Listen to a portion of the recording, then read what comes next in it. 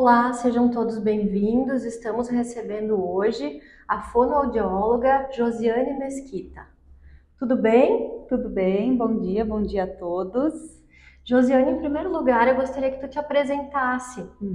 Bom, então, meu nome é Josiane, eu sou natural de Porto Alegre, eu estou aqui na região faz um ano e meio, mais ou menos, podemos dizer.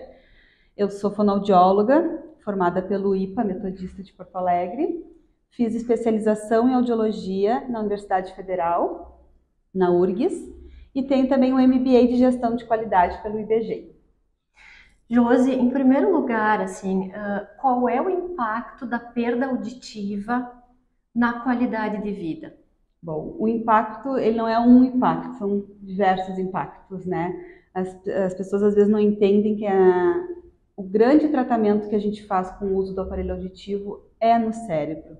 Então, importante dizer aqui hoje que o impacto direto na qualidade de vida vem de falta de memória, né? Falta de linguagem, as pessoas não entendem, de entendimento, as pessoas não entendem o que as pessoas falam, o próprio envelhecimento, né? A gente vai perdendo os neurônios, a gente vai envelhecendo, a falta do escutar, né? Do escutar, entender, às vezes até uma atividade rotineira do dia, lavar uma louça, né? Estender uma roupa, a gente acaba esquecendo, né? Então a gente tem um impacto enorme na vida das pessoas quando a gente tem essa perda auditiva e ela não é tratada, né? O importante, o tratamento, né? O aparelho auditivo, ele não é só uma questão comercial de venda, e sim, ele é um tratamento que vai te trazer qualidade de vida e entendimento no teu dia a dia. Então, no momento em que a gente coloca o aparelho auditivo, ele faz com que esse cérebro volte a trabalhar, o que antes ele não fazia antes por falta de chegada de informação, né? Porque o ouvido, ele é somente um caminho do som.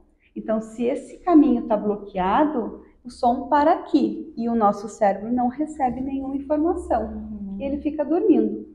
A gente não se dá conta o quanto isso é impactante na vida de quem tem essa perda, até para atravessar uma rua. Exatamente. É perigoso sair na rua, né, conviver, a convivência social fica prejudicada, o andar na rua fica perigoso se a pessoa não tem ou perdeu essa habilidade. Exatamente, em casa, né, numa rotina normal de casa, uma panela no fogão, né, a chaleira, o micro-ondas, uma campainha que toca de um vizinho ou de algum parente, a pessoa não escuta o telefone. Então, tudo isso impacta na qualidade de vida do paciente no dia a dia.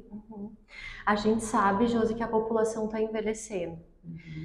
Especialmente aqui em Veranópolis tem muitos idosos, né? A terra da longevidade. E a gente sabe também que ainda tem muito preconceito em relação ao aparelho auditivo.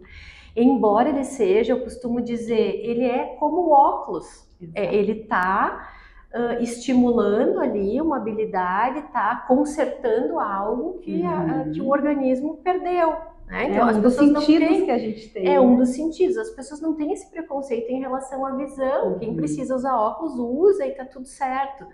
Por que as pessoas ainda têm tanto preconceito com o aparelho auditivo? Tem dois tipos de preconceitos, né, que eu vejo no consultório. Um é estética, aquela coisa pendurada atrás da orelha, coisa bem feio, vão me chamar de velho, né? Essa é a grande coisa que eles falam, assim. Eles associam de que a surdez, de que o aparelho auditivo, nem tanto a surdez, né? Mas o aparelho auditivo é coisa de velho.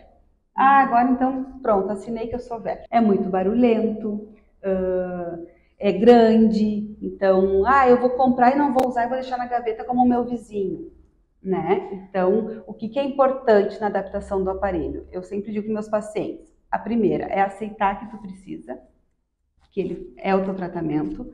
A segunda é usar conforme a recomendação, o dia todo, só tirar para dormir e tomar banho.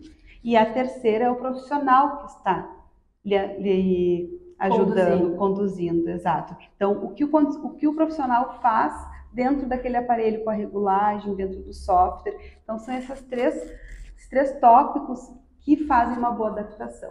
Se um deles já não está legal, não vai ter uma boa adaptação. Josi, o que é esse barulho que eles falam na adaptação? Porque eu vejo que tem muita resistência a esse início. a permanecer com o aparelho, porque muitos se queixam que tem barulho, que não conseguem, e aí acabam não persistindo, desistem nesse processo. Tem duas questões, tá, do barulho. Ou o aparelho está muito alto, né, para a perda auditiva da pessoa, para a potência que a pessoa precisa. Se ele estiver muito alto, o que acontece? Ele começa a distorcer o som, tá? E a outra questão é o encaixe dentro do ouvido. Então, se ele usa um molde, que a gente tira um pré-molde, fica bem igualzinho a orelha dele, ou aquelas borrachinhas pequenininhas na ponta do aparelho, se ela não estiver bem lá dentro do ouvido, o que acontece? O som vai lá dentro, bate na nossa parede do conduto e volta. Ele dá uma microfonia, que a gente chama tecnicamente, que é esse barulho, esse chiado, esse barulho chato que os pacientes reclamam. Então, se ele não está bem colocado, esse som vai voltar e o paciente vai escutar mais o som do ambiente, do barulho, do que a própria voz, do que a fala, a conversa, né? Então, é a adaptação e a regulagem do aparelho que... Ou seja, é preciso que quem estiver acompanhando possa fazer todo esse processo de regular, é algo bem específico, assim. Sim, quando a gente adquire esse tratamento, o aparelho auditivo, não é que nem adquirir um celular. Pega o celular, tchau, vou para casa e vou mexer. Sim, o celular está funcionando, está tudo certo. A gente precisa de um acompanhamento. Então, como que eu trabalho com os meus pacientes? Quando eles adquirem o aparelho, eu acompanho ele dentro do tempo da garantia, sem custo, né? Um mês após a compra, 3 meses, 6 meses, 1 ano, 1 ano e meio e 2 anos. E após isso a gente vai marcando também consultas periódicas, tá? Porque a gente precisa desse acompanhamento. Eu preciso saber se o paciente está usando, como que ele está se sentindo. E a gente precisa ir aumentando o volume do aparelho conforme o cérebro vai respondendo para nós, né? Então o cérebro se acostumou, o paciente vai achar que o volume está mais baixo. Então a gente vai lá e aumenta mais um pouquinho. Então tem toda essa questão de plasticidade cerebral que a gente trabalha junto com o aparelho. Que o profissional da fonoaudiologia precisa estar acompanhando para poder regular de uma forma adequada. A gente sabe, Josi, que é caro um aparelho auditivo, relativamente caro. Tem como o paciente, antes de adquirir, fazer essa adaptação, ou ele vai fazer essa adaptação só depois que ele adquiriu o aparelho? Sim. Bom, como é que funciona, tá? O paciente vai ao consultório, a gente faz os exames necessários, então, que é a avaliação audiológica, exame de audiometria, tonal e vocal, né? A gente faz uma discriminação de fala também para ver como que ele está recebendo essa informação sem a ajuda do aparelho.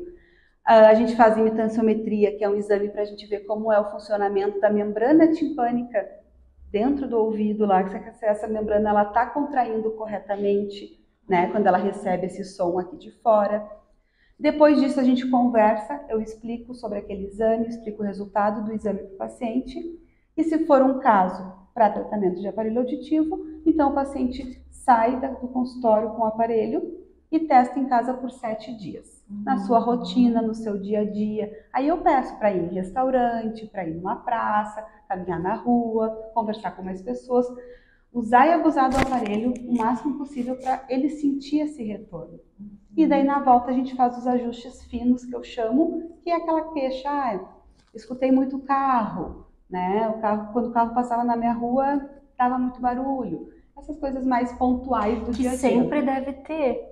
Sim. Porque as pessoas são diferentes, os estímulos são diferentes, as rotinas são cada diferentes. Cérebro é um. Exatamente. Então eu acho que esse ajuste é algo que faz parte do processo e às vezes as pessoas encaram como, não deu certo, não me adaptei. Exatamente. Todo atendimento é personalizado, né? Exatamente por isso que a gente está tratando com cérebros diferentes, idades diferentes, privações auditivas diferentes. Tem pacientes que vêm com 1 ano de perda auditiva, tem pacientes que vêm com 30 anos de perda auditiva. Isso muda. Tudo isso interfere. Tudo isso interfere na adaptação, porque esse cérebro não recebe informação há 30 anos. Então você imagina como que está essa plasticidade. O quanto a gente vai ter que ativar, né? É como se o cérebro tivesse mais adormecido, mais desligado. Exato. E aí tem que fazer todo esse processo de religar. Dele acordar novamente. E para a gente não assustar ele, aí eu começo sempre com um volume um pouco mais baixo, para a gente ir acostumando ele com sons, né, rotineiros da vida, para depois a gente ir ajustando melhor. Josi, muito obrigada pelos teus esclarecimentos, foi ótimo, né? Acho que é sempre importante falar sobre isso, principalmente nesse tema do envelhecimento. Com certeza. Muito obrigada por ter vindo. Então, eu estou hoje atendendo um consultório próprio aqui na Clínica Nossa Senhora de Lourdes. Qualquer coisa, vocês podem entrar em contato com eles ou no 51997140890. É direto comigo mesmo. Muito obrigada, Josi. Eu que agradeço. Tchau. Esse foi mais um Saúde e Bem Viver. Ele vai estar disponível em todas as plataformas do Estafeta na internet, no Instagram, YouTube, Facebook, Spotify. E eu desejo uma boa semana a todos.